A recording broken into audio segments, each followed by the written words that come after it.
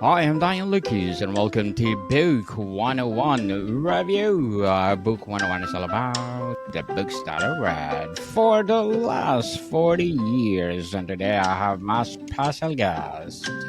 He's a CEO, Next Level University, and Global Top 100 podcaster. No other than Mr. Alan Lazaros. Welcome to Book 101, Mr. Allen, and can you please introduce more about yourself? Yes, absolutely. So I actually have the book right here. Yes. The Compound Effect. I take the cover off. I like to have my covers off my books. So behind me, I keep my top 5 favorite books behind me. This is one of them.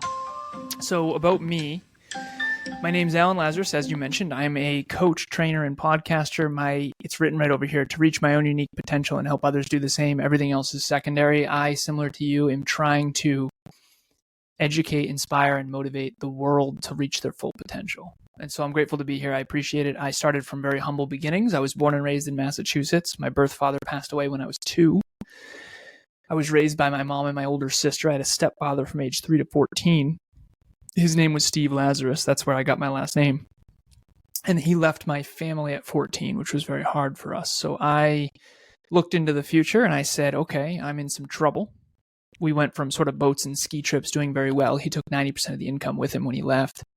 And I looked into the future, no trust fund, no generational wealth, no dad. And my future didn't look very bright. So I had to create it in my mind and ignite the compound effect.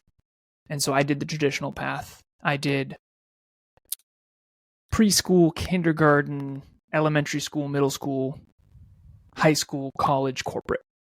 And then I got in a car accident at 26. My birth father died in a car when he was 28. And that sort of shook me to my core. And that's when I quit corporate and I started my own company, Alan Lazaros LLC, what you'll never learn in school but desperately need to know. And now it's become Next Level University, level up your life, love, health, and wealth. And we have almost 2,200 episodes now. So we've been doing this a long time. I'm grateful to be here. Thank you for having me. Mr. Alan Lazaros, thank you so much for sharing your knowledge and wisdom today. How would you summarize the core message of the book in your own words? So I have it written over here, actually. So in the upper left-hand column of my whiteboard in my office, I keep my office very boring on purpose, so I stay focused. So in the upper left-hand part of my whiteboard, there's a star, and I wear this star around my neck as well, a necklace with a North Star. It's a metaphor, and it guides me. And the word potential is next to the star. And then underneath that is this quote. 0.1% improvement every day for 50 years equals 84 million times better. If you take $1 and put it in a financial calculator and you grow it by 0.1% per day, this is 1/10 of 1%, 1/10 of a penny in percentage points, and you grow it by 0.1% per day, every day, 365 days a year for 50 years, and you don't take weekends off, you end up with almost $84 million. So $1 becomes 83 million plus, and I round it up to 84 million.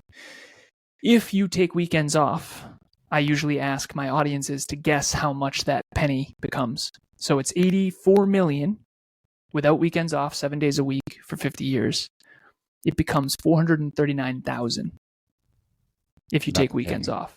That is the compound effect in my own words. In other words, small, seemingly insignificant improvements compounded over time actually create unbelievable outcomes. And a lot of people see overnight success. They see me with a top 100 podcast with 2,200 episodes almost. And they see we work with 108 podcasters and business owners. And we actually have our biggest month this month, $100,000 in 1 month. It's going to be more than that, most likely. But what they don't see is how much we struggled in the beginning. What they don't see is how bad it was back when no one cared. And so I try to remember on interviews like this, what it was like in the beginning when I couldn't get speeches at high schools and colleges, even for free. Nobody cared. So I'm grateful to be here. I really appreciate it. And I'll never forget where I started, which was a lot of adversity, pain, and suffering. And I think that that's what keeps me humble and keeps me working really, really hard every single day, because success and the compound effect never takes a day off. The science of achievement doesn't care about your feelings. And I think that's why I love the book. Definitely. And Mr. Alan, which concept from the book resonated with you the most and why? I think it's the small, seemingly insignificant improvements compounded over time through consistency leads to massive outcomes. The concept that some books change your life because they change your thinking. Some books change your life because they help you double down on great principles that actually you already believed. This book, The Compound Effect. So I'm a big math thinker. I actually have been coaching for 10 years now. I surpassed my 10,000 hours not long ago. I have it written over here, 10,911 coaching sessions, training sessions, and podcasts. So coaching is one-to-one, training is one-to-several, podcasting is one-to-scale. The one-to-one coaching informs what I talk about on the podcast because I have 20 clients that I work with individually, all different cultures, all different backgrounds, all over the world, all different industries, all different ethnicities, male and women, men and women. And you learn so much. And what I learn, I then bring to the podcast, which is one to scale. And then that brings people to my trainings. And then my trainings bring people to my coaching. So it's a really cool thing. But the concept in the book that resonates with me is the mathematics behind it. So there's 4 modalities of thinking that I've uncovered in my coaching. The first one is mathematics, statistics, probabilities, rationality, system structures, equations, formulas. The second is, and that's the least common. Not a lot of people think in numbers. There's a great book called Making Numbers Count that talks about how anything above 5, actually people start to get blurry. They can't tell the difference between a million and a billion. Mm-hmm. It's very hard to conceptualize that for a lot of people. I was the science and math geek back in high school and college. So for me, numbers is the way I think. The second one is words, concepts, and conversations. The third one, and that's the most common. Most people think in words and concepts and conversations. The third one is pictures, images, and vision, the visionaries of the world, visionaries. And then the fourth one is the one that I sucked at the most, which is energy, vibe, and intuition, frequency.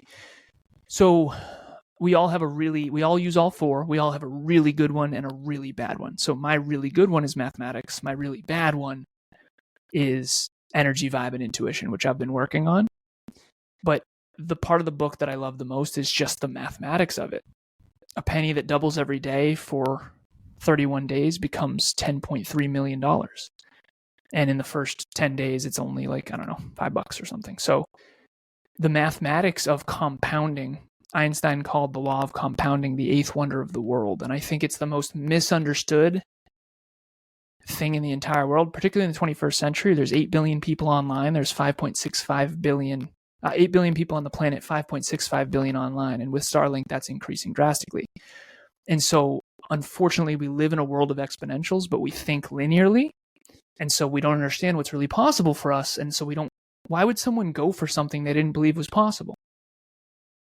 But when you think in numbers, you understand what is possible. Google 30 years ago was in a garage, right? So I think there's a lot of possibilities for a lot of people.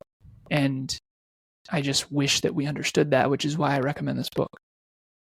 Definitely. Mr. Darren Hardy emphasizes small, consistent actions leading to big results. Can you share an example of how you applied this in your life since reading the book? I had an interview earlier. I have a podcast called Business Growth University, and I interviewed a man named Coach Michael Burt. He's been coaching for 33 years. He has a concept called long obedience in the same direction, which is the same as the compound effect. An example for me is the 10,911 hours. I have it circled over here. I used to carry these little black notebooks with me. I have a dozen of them in the corner. And I used to coach, train, and podcast. I used to call it mentoring. It was basically coaching for free. And so again, coaching is one-to-one, training is one-to-several, podcasting is one-to-scale. But if this podcast episode is even reasonably good and I'm effective at my communication skills, it's only because of the thousands and thousands and thousands of hours I've done before this. So I have a 10,000 hour tracker. I started it 10 years ago. I, within the last 6 months, surpassed my 10,000 hours. And a lot of people think the 10,000 hour rule is fairly arbitrary. There's a lot of research and studies around. Some people say it's arbitrary. Some people say it's a lot. and that it's necessary to get true mastery.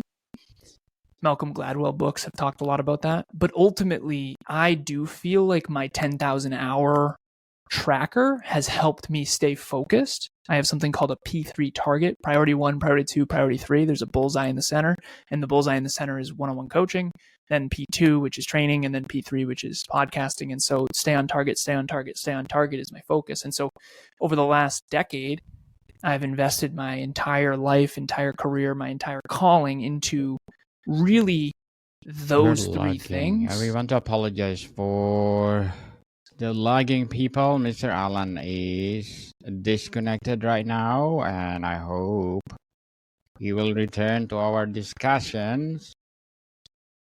And before we continue, or we're waiting for Mr. Alan, I'm inviting you to please do listen to my other podcast, people, my other podcast, because, well, let's see.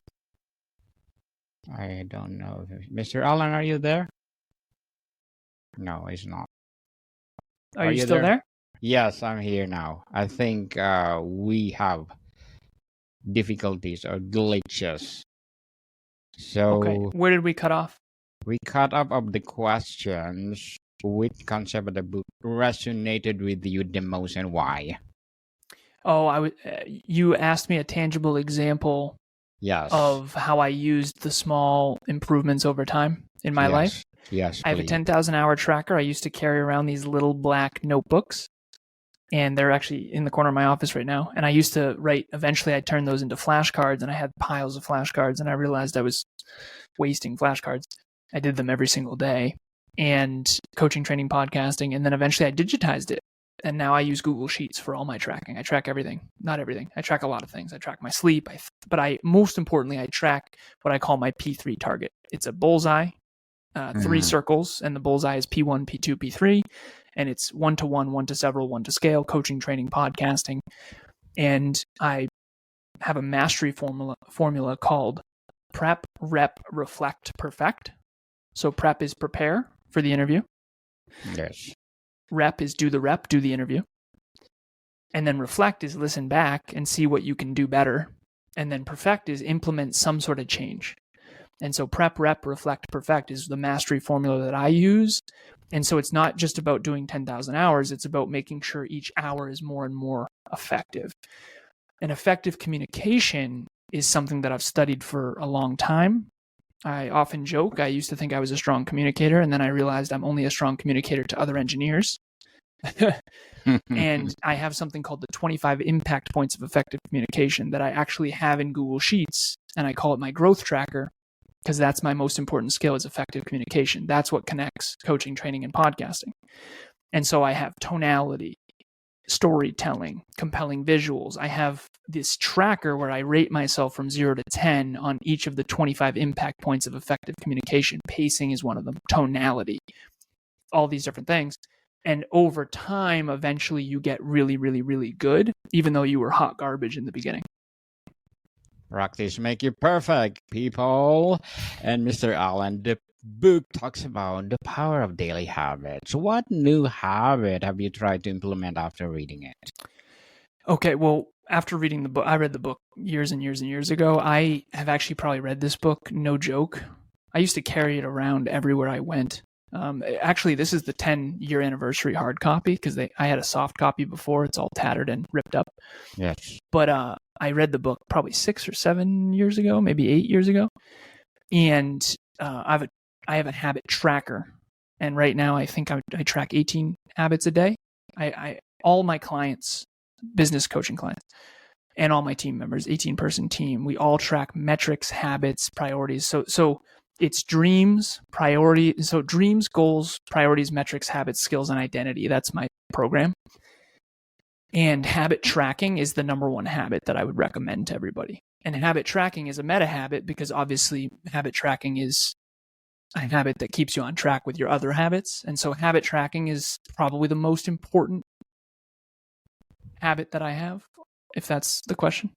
Yes, definitely. Mr. Allen, as a CEO, a global top 100 podcaster, what are your short-term and long-term goals? So long-term is 10 years plus, and that's kind of visionary stuff. The long-term goal is actually written on my desktop background, to build the most positively impactful personal development company in history. I used to be bashful about that, and I used to be scared to share it, but that's ultimately what we're trying to do. My short-term goals are, actually, I can pull them up.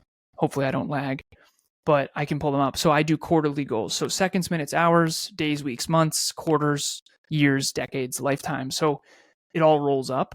But ultimately, the Q3 goals that I have, so for Q3, which it started on July 1st, and it goes to October 1st, so the end of September, is 350 coaching sessions, 75 trainings, and 200 podcasts. So that's kind of a stretch for me. So I in Q2, I measure those three things: coaching, training, podcasting, as you know, and I researched how well I did. I tracked how well I did in Q2. And my average was 47 per week in Q2. And so I just created a goal that stretches me but doesn't burn me to the ground, essentially. So those are my Q3 goals. And those are process goals. There's a lot of different types of goals. So there's identity goals, which is who you want to become. There's process goals like coaching, sessions, trainings, and podcasts. That's a process. And then there's results goals like the number of listens you want or subscribers on YouTube. I tend to like process goals because I'm very mastery driven, and I've found that if you have the right processes, a lot of times the results will come. However, you also need to create goals in advance that are results driven. Otherwise, you won't know the process. So a good example of that would be, if my goal is to build muscle, then eating more is a good thing. If my goal is to burn fat, eating more is not. So everything needs to be reverse engineered based on the outcome you want in advance. And a lot of people say, well, it's about the journey, not the destination. Well, I don't agree, because the destination you choose in advance dictates most of the journey. When I was in my early 20s, I drove across the country. I wanted to be in show business. I lived in Los Angeles, in Hollywood for probably 3 months before I came home for family reasons. But that's a very different journey, driving from Boston to Los Angeles than driving 30 minutes south. And so a lot of people who say life is about the journey, the journey completely depends on the destination you choose in advance. But why would someone who doesn't believe in themselves set a big journey? So I always say, set a large staircase, set a large goal, a large mission, a large calling, a large purpose, whatever you want to call it, but it needs to be a results goal. And then that will force you to embark on an epic journey that forces you to grow and contribute and become more. And I think ultimately that's what we all want. We all want to become more. We all want to believe in ourselves. We all want to have self-worth and self-esteem and self-belief and self-respect. But those are actually byproducts of meaningful goals. Yes, indeed. I want to be more. And good luck to your goals, Mr. Alan. And looking forward for more success. And what will be your piece of advice for those people that don't want to be like you? I grew up, like I mentioned, without a father. Birth father died when I was 2. Stepfather left when I was 14. And I had a lot of heroes. Movie stars, different people. One good example that people would know would be The Rock. And while I respect his work ethic deeply, as I matured and grew, I realized that a lot of my heroes had fallen from the pedestal. And I realized that while heroes are necessary for inspiration, motivation, and sometimes education, I think that all of us are very unique. There's 340 species of dog, last time I looked it up. And we think there's only one type of human. So of all the dogs, there's 340 different types. There's Chihuahuas and Dalmatians and Great Danes. And with human beings, it's the same thing. We're all different cultures, all different backgrounds, all different ethnicities, all different genetics.